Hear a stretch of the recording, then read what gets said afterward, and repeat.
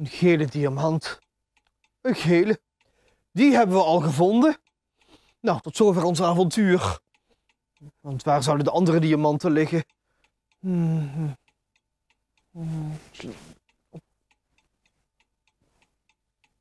Oh. Oh. Let eens op. Tante? Tante, kom eens hier. Wat is er?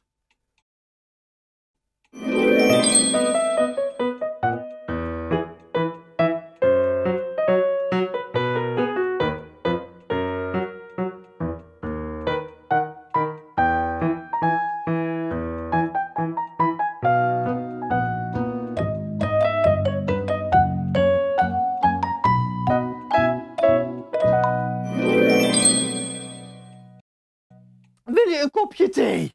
Een glaasje priklimonade? Ik ben cake aan het bakken. Dat lijkt me lekker, ja. Zagen jullie dat? Ik heb tante betoverd met dit doekje. Kun je thuis ook proberen. Dan pak je een doekje wat een beetje blijft staan. Dan pak je zo hierboven aan het was. Dan is dit het hoofd en dit het lijf. En dan kun je zo het doekje laten dansen. En dan beweegt degene wie je betovert op het doekje. En als het toveren nou niet lukt, dan spreek je dat gewoon af dat degene die naar het doekje kijkt en moet nadansen, heel goed moet kijken hoe het doekje danst. Dan kun je laten springen, of je kan de armen laten zwaaien, of het zijn benen kan ook nog. En dan een rondje draaien en springen en uiteindelijk een buiging op het einde. Ja, dat kun je allemaal doen met een poetsdoekje. Dat doe ik heel vaak met tante Juliette. Ze trapt er iedere keer weer in. Haar poetsdoekje, dat is niet deze. Haar poetsdoekje wat ze heeft, dat bewaart ze in een speciaal blikje. Ik zie het hier al staan. Dit is haar poetsdoekje bewaarblikje. Dan pakt ze iedere week, als ze gaat poetsen, het doekje eruit. Dan maakt ze alles schoon. Wat ze best wel eens wat vaker mag doen hier. En als ze klaar is, dan pakt ze een doekje en stopt ze dat in haar poetsdoekje bewaarblikje en zet ze dat neer. Maar daar hoort nog een deksel op. Deksel, zo is die deksel. Even kijken waar tante dat gelaten heeft. Oh, hier. Nou. Dan stopt ze het doekje erin, het deksel erop en zet ze het weg. Zo.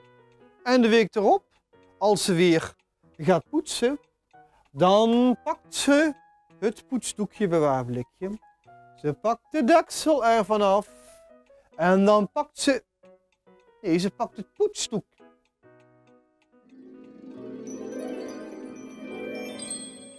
Weer een diamant. We hebben er nog één gevonden. Maar waar is het poetsdoekje van tante? Doen we gewoon zo oplossen. Zo. Weg. Zo. Zal tante...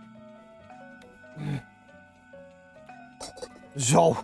Dan ziet tante het verschil vast niet. Nou. Oh, wat een avontuur. Het zit er alweer op voor vandaag. Tot een volgende keer.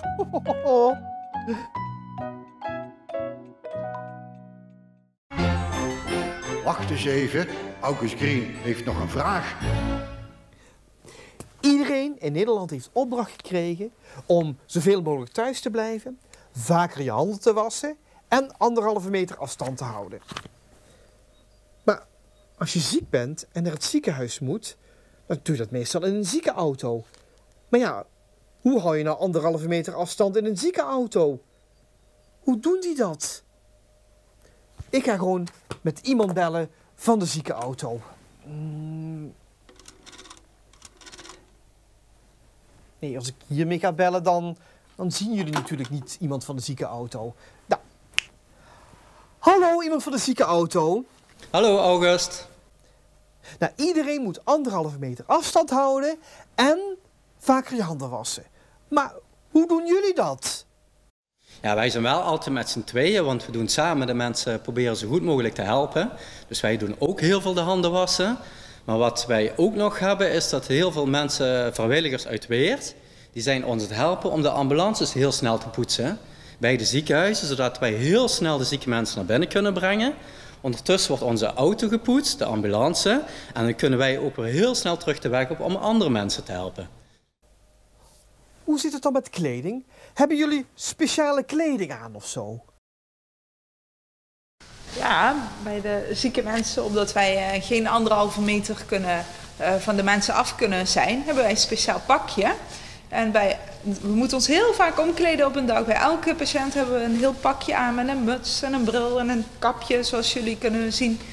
En dat trekken we dan weer uit als we klaar zijn met de patiënten. En als we dan weer een nieuwe krijgen, dan trekken we weer een nieuw pakje aan. Oh, nou, dankjewel voor de uitleg. Dag August. Nou, ik moet er niet aan denken om me zo vaak per dag om te moeten kleden, maar die mensen moeten dat dus wel. Nou, het zijn echt kanjers hoor, echt super. Poh, nou, dit was het weer voor vandaag. Tot de volgende keer.